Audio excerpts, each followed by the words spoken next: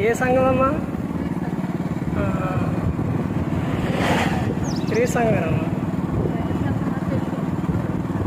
నేను కోకిలంపాడే కదమ్మా. అంటే పాప అన్నప్రాసన ఎక్కువ అంటే మీరు మెసేజ్ వింటుంటారు కమ్మా అక్కడ. ఎక్కువ అంటే అన్నీ తీసుకెళ్తారు కానీ అన్నీ చెప్తారులే, కానీ ఎక్కువ క్రీస్తుని గురించి, తండ్రి గురించి, పరిశుద్ధాత్ముడు ఈ ఎక్కువ ఎవరి గురించి చెప్తారు అక్కడ?